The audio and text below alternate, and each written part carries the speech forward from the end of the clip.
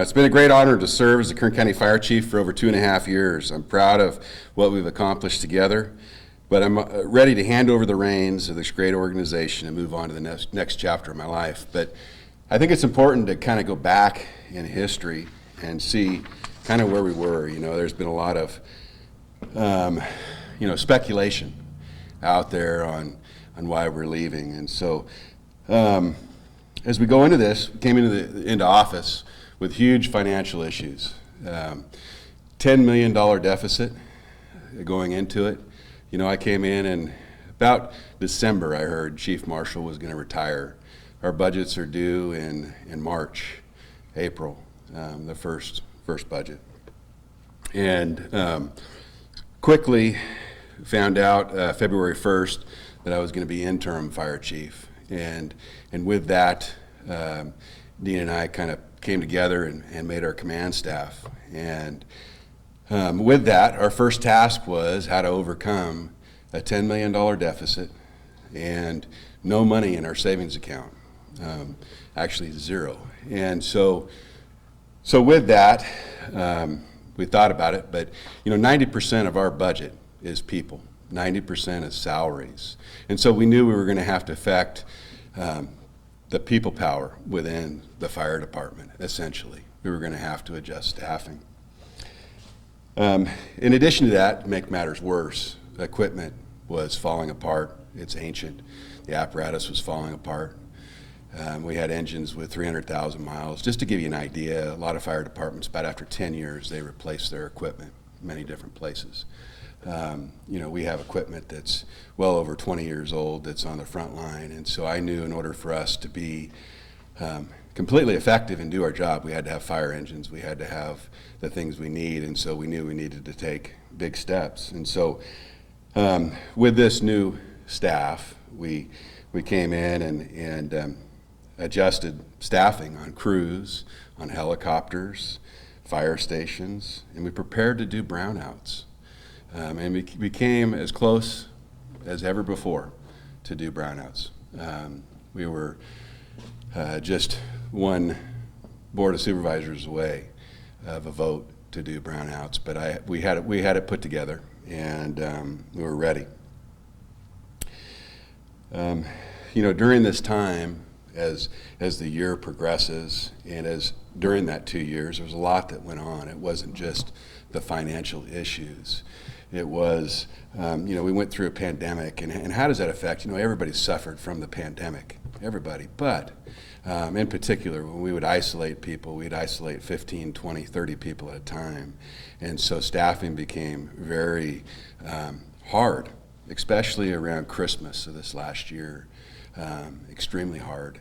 And with that, when you're doing things that are hard, you make it harder for the people. It creates more issues, more discipline issues, more grievances, in the workforce. So this pandemic impacted it, an imposed contract.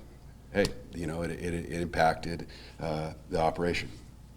Worst fire season in the state of California through that. This is during that time.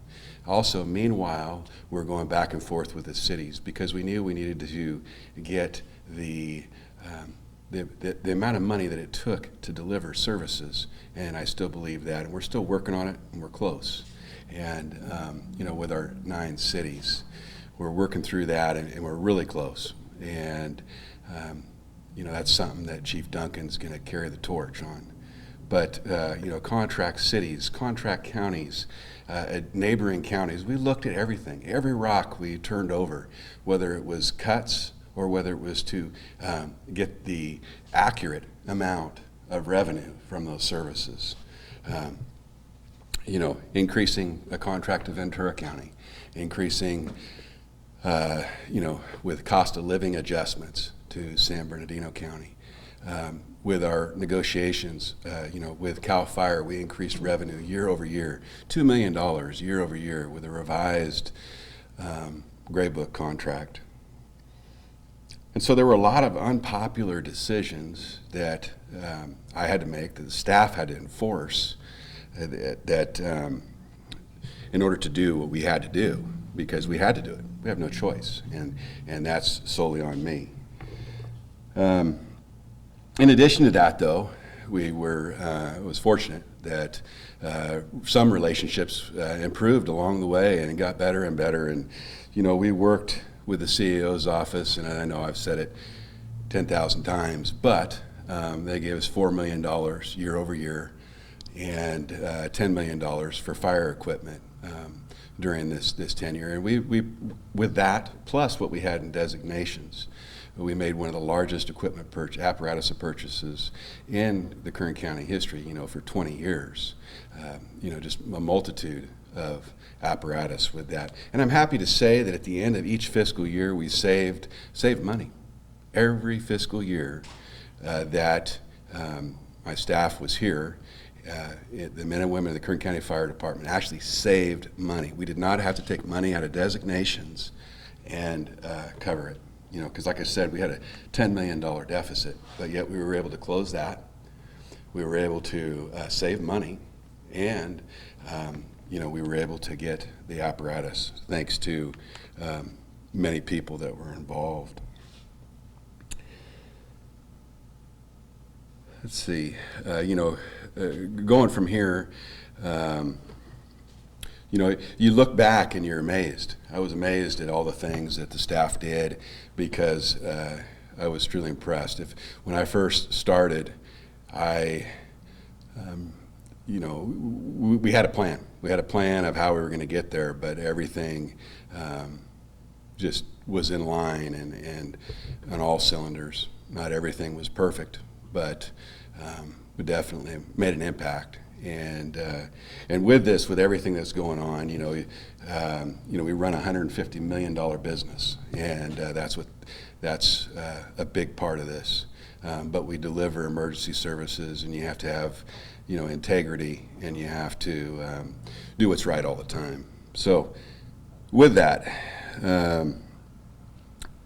Chief Duncan will be making his own command staff, and I'm sure they're going to be working on improving the morale and maintaining fiscal discipline. And they'll do this with $30 million in their savings account. And so we're proud of that. So let's see, I guess at this time, I'll open it up to a few questions, but as you can see, it was the hardest time in the history of the Kern County Fire Department.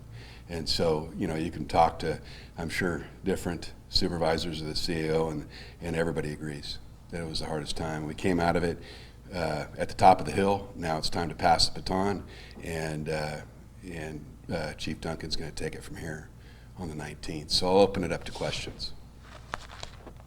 Was this a planned retirement for you? Did you always plan on retiring at this point? No, it wasn't a planned retirement. It was that, I just realized that from here, it's important that you have, I felt that a fresh new chief that could come in and deliver at the top of his game, and be able to really hit it hard and go from there. So this wasn't a planned retirement.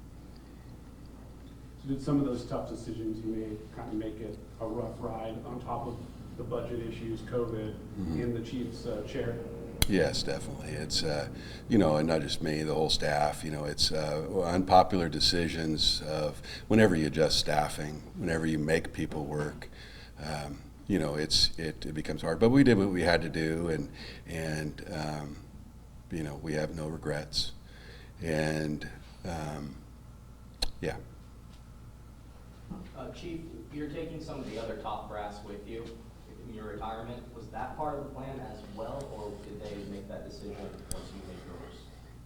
So no, it wasn't a planned event. I let those know closest to me that I was going to retire, and they also decided to retire. That they felt that it was important that they leave at this time too, that they did a great job, and that it was time for a fresh new beginning. And what a great opportunity. I see a lot of comments about It'd be in July, but I look at it as a great opportunity for Chief Duncan because he's going to have his whole new budget. So July 1st, he's got a budget for the whole year, and the decisions he makes, he's going to affect his own budget. And I closed off this year's budget, and we're going to save $8 million. Can you just talk about how proud and grateful you've been to serve this community for over 2 decades? Yes, so definitely proud. Grew up here, raised here, enjoyed Lake Isabella, Ridgecrest, enjoyed all the different places that I was fortunate enough to work.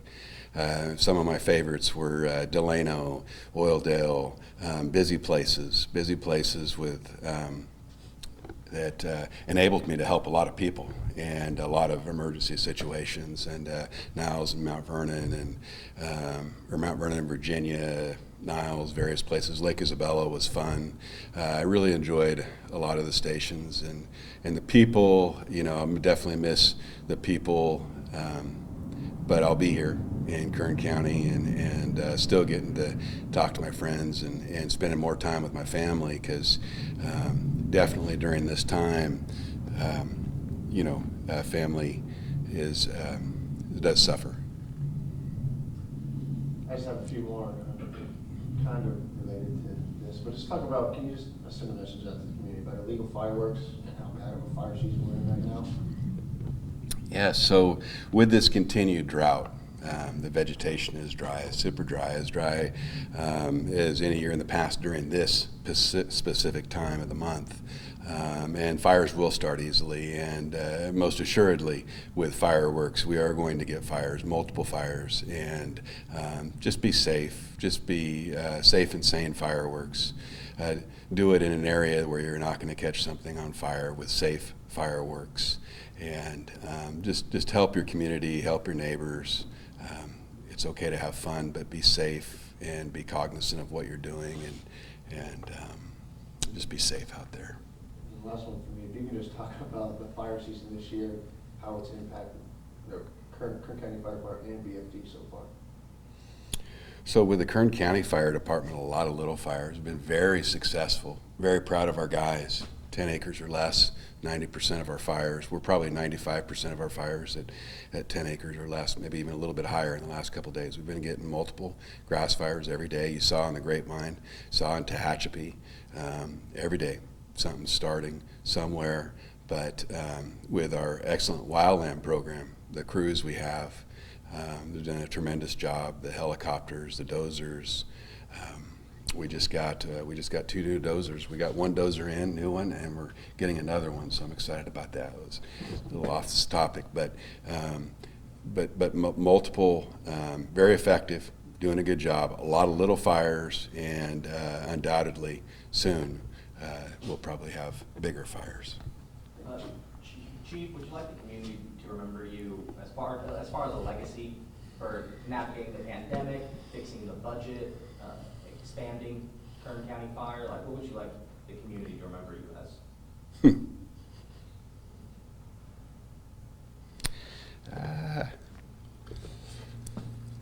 Well, that's a tough question.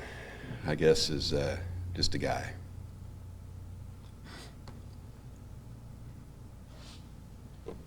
Anything else? You said you inherited, the budget issues, and then COVID came, and we all know what that means to any organization, let alone the fire department. But what are some of the things that, other than the much better financial state that Chief Duncan has inherited, what are some of his challenges going to be? Well, I think the first one that jumps out is not all the unpleasant choices have been made. We've got cities that may not be able to pay their contracts, may not be able to pay their for services rendered, and he'll have to make the decision. Is he going to close the station? Is he going to hold them accountable? And so he'll be deciding on that. Possibly, maybe not. Maybe they're able to turn around. I know a lot of cities are talking about a tax, a safety tax, in certain areas. But dealing with that, I think with the membership now, it's a matter of we're going to be getting a lot of things are going to be happening. A lot of positive things are just a few months away, whether it's equipment, whether it's apparatus. You know, we heard the CEO just the other day talk about, and the COO talk about premium pay, and that may be coming, and more to follow, but that they had to talk to the unions and negotiate this. So there's a lot of positive things, but working with the morale of the fire department, you know, they were hit hard. They did it. You know, I talked about the staff being hit hard. Well, the guys were hit hard. They were hit hard with, you know, constantly staffing when they didn't want to, being made to come back to work, and so improving morale, well, I'm sure will be one of his hot topics to do. Contract cities, contracts in general, along those lines.